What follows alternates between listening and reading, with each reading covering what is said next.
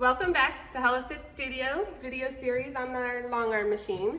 We now have the quilt on the frame and are ready to turn on the machine and get it ready for quilting. So I'm at the back of the machine, and this is where you need to be to turn on the machine, and it's right here. So when I'm back here, I reach around and click it on.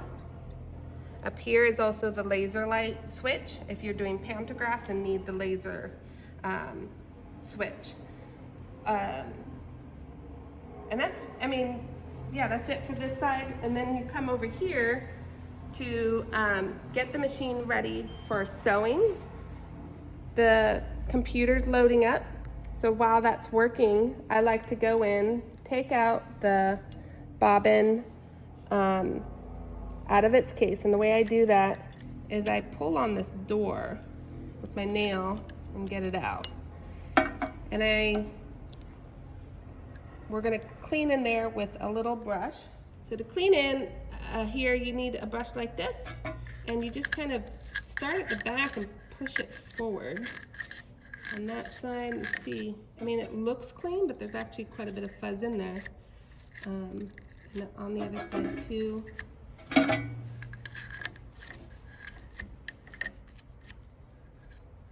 as much of that out, because lint is not your friend. It will cause skip stitches, it might cause thread breakage. As much lint as you can get out, and then I kind of do the bottom part as well. And then we have a batting scrap, just to kind of wipe up everything that's fallen, and sometimes I wipe up here just to keep my quilt clean. I'm pretty happy with the way that looks. And then we need to oil the bobbin area. So what we like about this, it's mineral based, so it's not petroleum based. If it gets on your quilt, it will wash out, and it works really well. We should be oiling this area every other bobbin, ideally. So definitely before you start. What we want to oil is where it's stationary, between the parts that's stationary and the parts that moves. So the part that's stationary is the black section, and the part that moves is the silver ring around it. So it really doesn't matter where you go. Some people go here where they can reach it, some go all the way in the back, and then you just, like a drop there, is totally fine. Now to move the mechanism around a little bit is helpful. To kind of help move it around. And again, like I said, if there's excess oil, it's not going to hurt your quilt. But if you actually spill too much oil, because sometimes that happens, you get a whole glob more, then I just take that batting scrap and just dab it.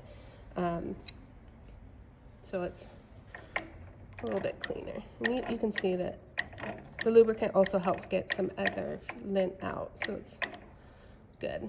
So in order to move the bobbin mechanism for to oiling it, this is the knob I was pushing and turning. Now if I just turn it, it actually is not engaged and it's not moving the bobbin case. You need to push it and then turn it, and you can see how it's moving, engaging the machine and getting that oil where I want it. If I don't push it, then nothing's engaged and it's not moving, and it feels a little harder to do.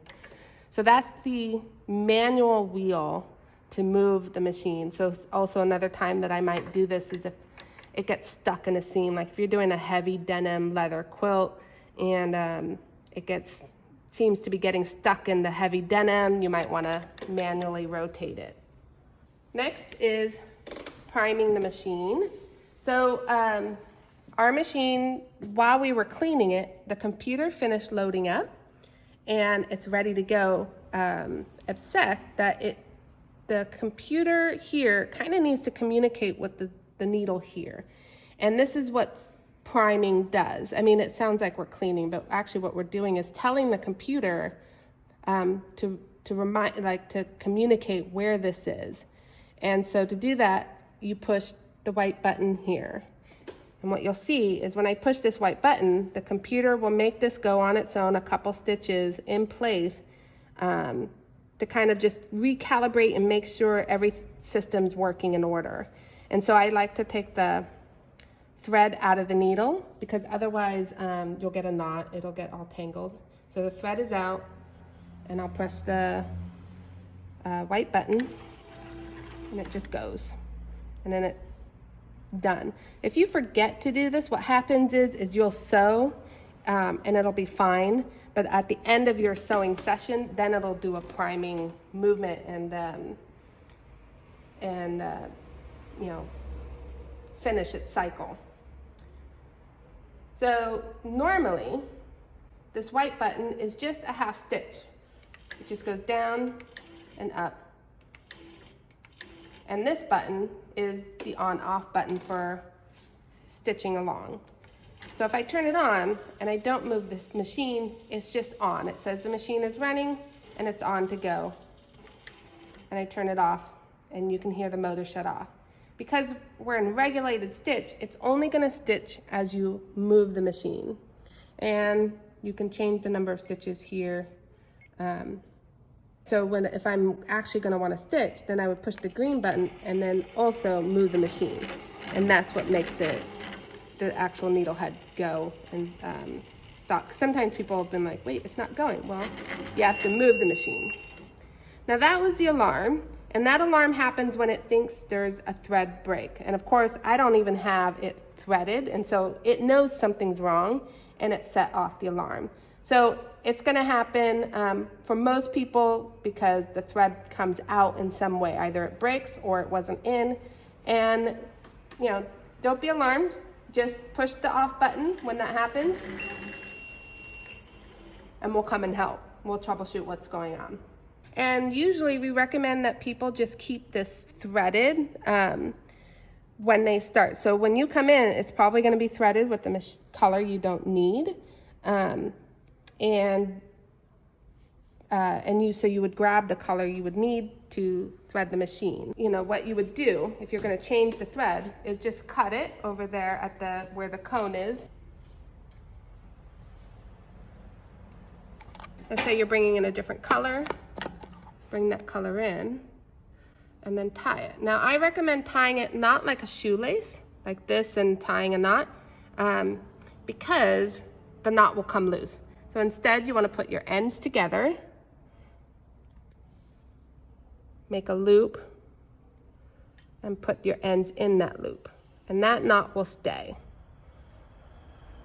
And then you go to the front, back to the front of the machine, and start pulling that thread through.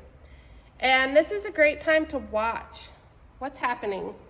Is it going through all the spots? Just watch that knot. This is correct. It's supposed to go over the bar. It's supposed to go in there.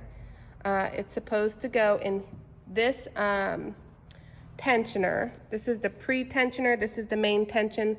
And it's supposed to go through there 1, 2, and then the third time I saw that knot come out, it came out. Now, it missed a spot. And this is really common. It comes out here and it popped. It didn't go in here. So I'm gonna move it a little bit and put it in there. So I tell people anything that's really shiny should have thread through it. So this didn't have thread through it, and it's right next to the tensioner. So make sure the thread goes in there and to the next shiny spot, which is it might be down here or up there, and then into the next shiny spot here, and then I'm watching my knot into the next shiny hole here, and finally it will go into the needle. So I pull this out enough so I can cut without having a knot in it. And then we thread that knot through the needle here. Now these are special long arm needles, and super big eye,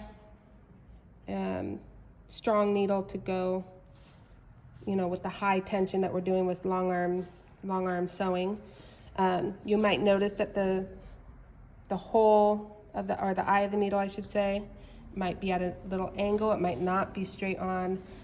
If you have any questions, just, you know, you're more than welcome to say, hey, can you check, is this correct? You know, we like our eye of needle to be a little tilted. It tends to help guide that thread down into, you know, through the system better and more easily, and you get less thread breakage and stuff like that. So that's all correct and all ready to go.